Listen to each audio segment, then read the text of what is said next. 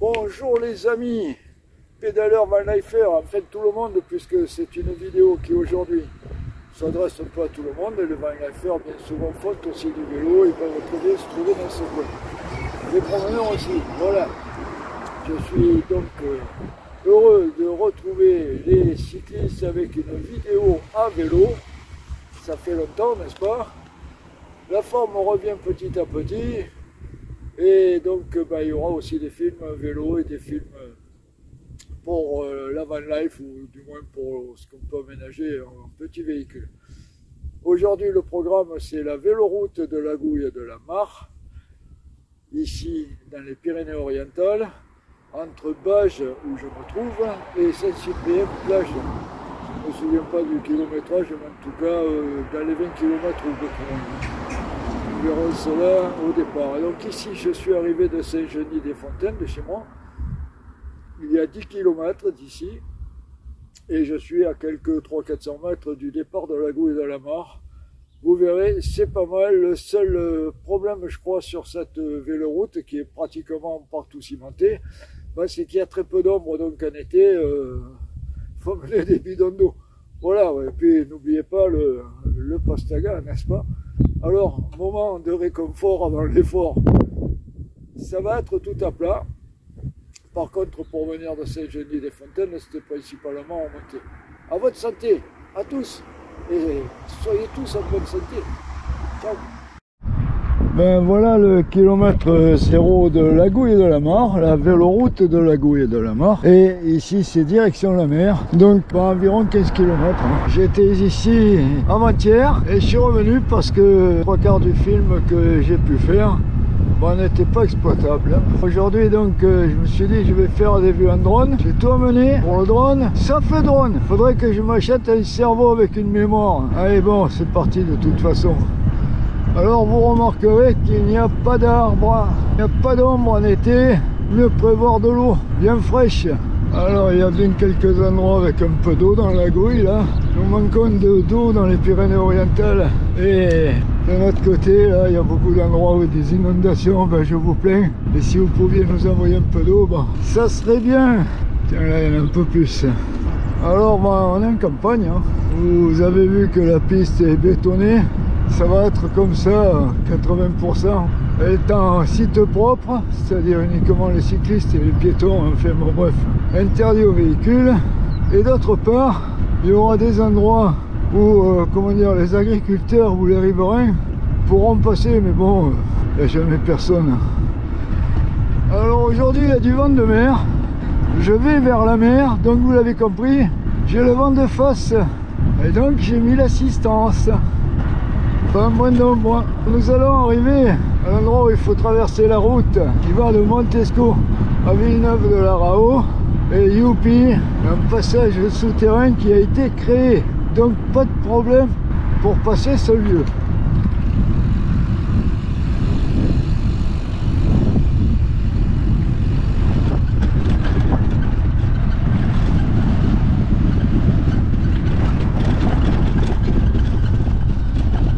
Voilà, c'est cool, n'est-ce pas? À gauche, le golfe de Villeneuve-de-la-Raho. Et bon, alors, comme il n'y a pas d'eau, il n'y a pas de golfe. À ma droite, les domaines d'Alric et Avalric. Et à gauche, il y aura dimanche ces espaces-là, qui fait le bonheur des promeneurs et des chiens qui veulent courir. Bonjour. Et bonjour. À gauche, vous voyez cet espace qu'il y a là? Il doit y avoir 2-3 km la Corneilla du Vercol. Voilà, en face c'est Corneilla du Vercol, tout au loin là-bas. À gauche et à droite, la Gouye et de grands espaces aussi. Mais pas d'arbres, pas d'ombre.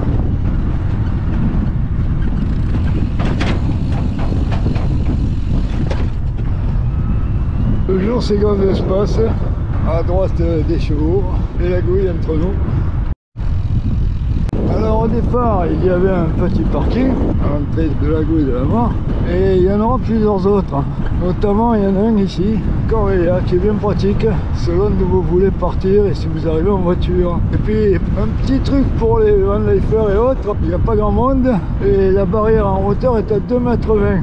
Voilà le parking à Corneilla. Je vais voir, c'est une imitation de hauteur. Alors là, il va falloir faire un gros zig suivi d'un gros zag pour se retrouver exactement en face. Là. Oui, 2,20 m la hauteur de la barrière, je confirme. C'est une des rares parties. Il y a une autre vers Saint-Cyprien où c'est du compacté assez gravillonneux.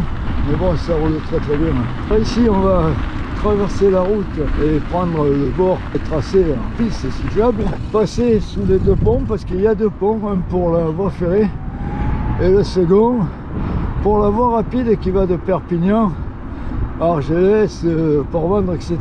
Voilà, donc par contre il faut faire très attention parce que il faut prendre la piste tout à droite là, pas un épingle mais presque, parce qu'elle est ici, à ne pas louper. Et donc ici une piste a été aménagée et protégée par un petit mur en béton. Donc c'est peut-être bruyant parce que je longe la voie rapide là qui est à ma droite. Ici aussi il va y avoir un zig and zag. Bon, on va traverser la route pour prendre la piste qui va être de l'autre côté. Il y a une petite passerelle qui a été aménagée en double du pont. Bon, c'est pas très pratique. Et donc la piste est de ce côté là. Et ensuite on va tourner à gauche et on suivra la Gouille sur sa rive droite cette fois-ci. Ici nous sommes à Corneilla de Vacol. Il faudra faire attention aux pots de fleurs qui sont au milieu de la piste, pas s'en prendre un la nuit. Ici nous allons encore faire un zig and zag pour passer sur la rive gauche ce coup-ci. Un endroit où il y a une petite passerelle qui elle est très ancienne. Elle existait bien avant que cette véloroute. En fait je ne la prends jamais. Une habitude, mauvaise habitude peut-être. Voilà, donc là, ici sur la rive gauche, pour ceux qui ont envie de pique-niquer, il y a quelques tables là, sous les peines. Voilà. Là, une petite partie où les agriculteurs peuvent venir en voiture, en tracteur, enfin, circuler en tout cas. Et sur la gauche, des espaces détente, sportifs, tout ce qu'on voudra. On est arrivé à la chapelle, là. Je vais faire un petit détour pour faire voir.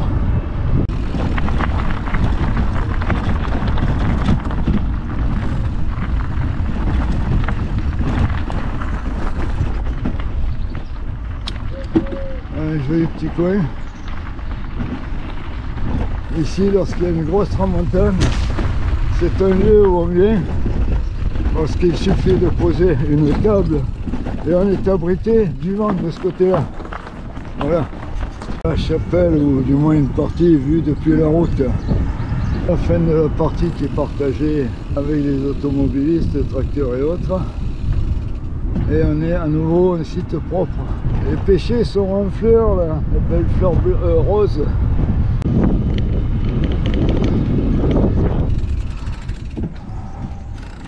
Alors voilà, le dernier tronçon qui vient d'être livré là il y a un mois.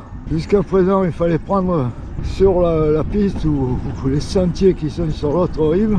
Et ici on ne pouvait pas finir cette partie parce que un propriétaire qui discutait le terrain, enfin bref, ils ont fait un passage, on va dire presque souterrain, pour éviter la maison, mais ça a réduit la largeur de la Gouille de la Mare. Beaucoup de panneaux solaires. Et encore des panneaux solaires. Donc là j'arrive à la traversée de la route D11 qui relie en gros Elne à Alenia. Et là c'était le lieu où il y avait un problème. Ça a été résolu en faisant descendre la berge et passant sous la route. Donc il y a eu quelques aménagements pour tout ça. Attention derrière vous, je passe. Bonjour. Bonjour. C'est joli ce que vous avez fait là, c'est bien.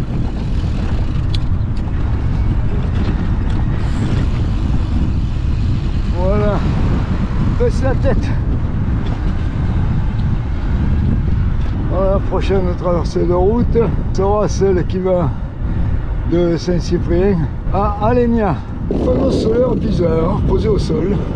Bonjour, merci.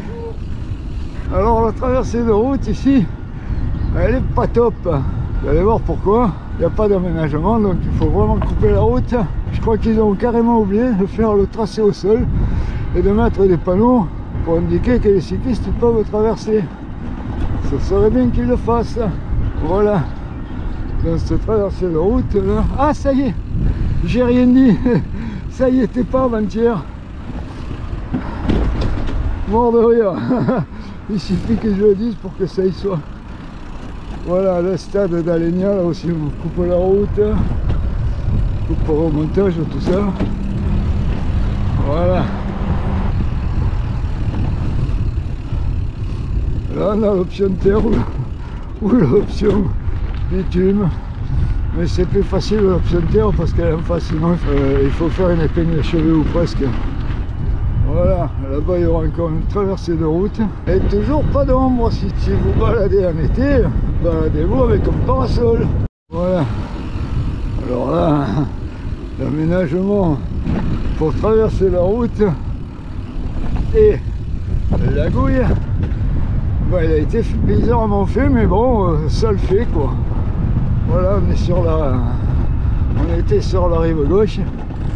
Et là, on passe sur la rive droite. Allez, change de rapport. Oula, je vais craquer là, c'est pas mieux ça.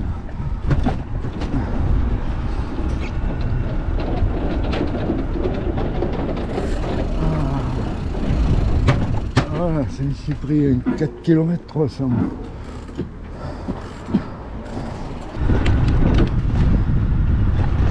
La gouille de la mare est sur ma gauche maintenant. Et dans très peu de temps, nous allons quitter la gouille. On ne va plus suivre la berge, c'est pas possible, parce qu'elle va se jeter dans l'étang de Canet et Saint-Nazaire. Et bon, à moins d'avoir un pédalo, après, on ne pourra pas faire grand chose. On va pas tarder à y arriver.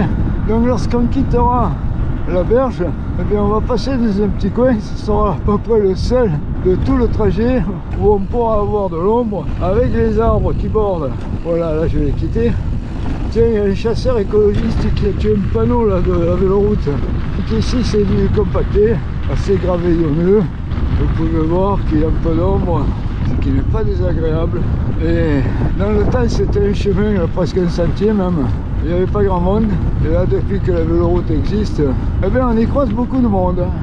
Voilà, pas mal. Les burros, les gens en catalan. Bon ben je vais arriver à l'endroit où j'ai changé la position de la caméra il y a 2 jours.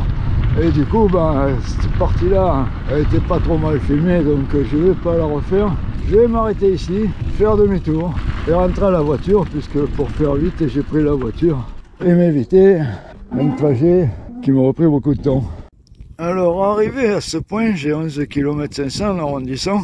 Et il doit manquer à peu près 3 km, 3 km et demi pour arriver les pieds sur le sable et la mer en face. Alors vous voyez que ça fait maximum 15 km. Donc si vous êtes en villégiature, en vacances ou tout simplement si vous habitez dans le coin, vous aimez faire du vélo, ne pas prendre la voiture, ne pas avoir payé le parking sur les plages à Saint-Cyprien, ah ben voilà, ce qui vous reste de Bages jusqu'à la plage, 15 km, ou de la plage jusqu'à Bages, idem quoi. Bon ben je vais repartir, on va voir ce que ça donne avec la caméra sur le sac de guidon. Ah, ça vibre beaucoup, hein. Je vais la tenir un peu à la main. Alors là ça commence, on arrive sur la commune de Saint-Cyprien. Ils ont une fâcheuse manie d'ajouter chicane. Vous allez voir ça plus loin. Franchement c'est devenu abominable. On a une municipalité qui fait un peu n'importe quoi. Faudrait qu'ils se promènent en vélo, avec une remorque ou avec un trike ou un tandem. Vous comprendrez peut-être. Il y avait 50 mètres à faire sur une petite route. Le même problème ici, hein. Évidemment, bravo Saint-Cyprien, putain que merde. Et là on va avoir une longue passerelle qui va passer au-dessus d'une zone humide protégée. Voilà, bon, faut dire qu'à Saint-Cyprien, les chicanes ça fleurit partout, j'y vais plus. Voilà la longue passerelle, doit faire 300-400 mètres. Les promeneurs dans le coin, la véloroute a été faite par le département, la région je suppose aussi, certainement les communes. Donc elle était bien faite, elle était bien tracée, mais il a fallu que le maire de Saint-Cyprien vienne se mettre des graines de sel, ou en tout cas ses services, si c'est pas lui. Voilà, donc là on arrive au golfe, une véritable catastrophe, le nombre de chicanes qui a pu être rajouté. Voilà, vous verrez pourquoi. Vous voyez là sur ma droite, ce sont des résidences privées. Et monsieur le maire a ajouté chicane merdique pour que les voitures des résidents privés puissent sortir tranquillement. Alors que la loi, c'est tout à fait le contraire. Une propriété privée ne peut pas avoir la priorité sur un espace public. Et c'est tout le long comme ça. C'est partout comme ça à Saint-Cyr, pas qu'ici. C'est une résidence privée. À droite, tel, ou droit, c'est privé. Voilà, le monsieur peut sortir tranquillou. Horizon Golf, Pierre et Vacances, table du golf. Ah, pour la pub, ça y va. Ici, pareil, que la voiturette électrique de monsieur qui va golfer puisse sortir tranquillement. Voilà. Vous voyez, un petit portillon, c'est juste pour laisser passer les golfettes. Donc je vais faire comme d'habitude, je vais prendre la route. Idem, idem. Alors, lorsque la véloroute a été faite, je ne sais pas si je l'ai déjà dit, mais toutes ces chicanes-là n'y étaient pas. Il y avait juste un poteau. Je ne sais pas, c'est Cyprien a priori. Puis c'est à profusion hein, jusqu'à la plage. Bonjour monsieur. Ouais, il a fallu que je mette la main sur le poteau pour pas tomber. Ah bah tiens, celle-là on peut la contourner.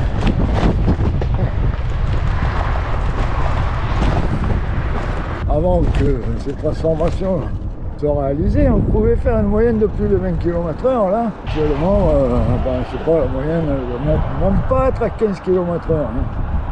Voilà, bon, on arrive presque au bout là. Hein. Au bout, c'est la mer, comme il y en a qui disent. Alors ici, il n'y a pas de chicane parce qu'en fait, il faut garder l'accès à une sorte de vidange d'agouille qu'il y a là. Vraiment pas facile à passer. Bonjour. Bonjour. On arrive, la mer est en face maintenant là. On va traverser la route là, pour rester sur la gouille. Allez,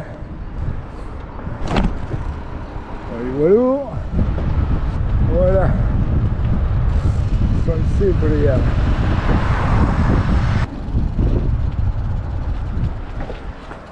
Et voilà l'arrivée. Il n'y a pas d'indication sur la distance pour arriver à Bages, donc il doit y avoir 14-15 km, pas plus. Hein. Ici c'est l'Eurovélo 8, direction Canet-en-Roussillon et l'Italie. Et ici c'est l'Eurovélo 8 qui rentre dans Saint-Cyprien, direction l'Espagne. Donc je traverse, je coupe les caméras, ça fera du bien. Et je rentre chez moi en faisant une petite balade. Ici, on est sur l'Eurovélo 8. Cyprien, je vais m'arrêter là juste pour enlever les caméras et rouler tranquille. Allez, on se retrouvera plus tard au studio si ça a fonctionné et sinon il faudrait que je refasse. Me voilà de retour en ma voiture.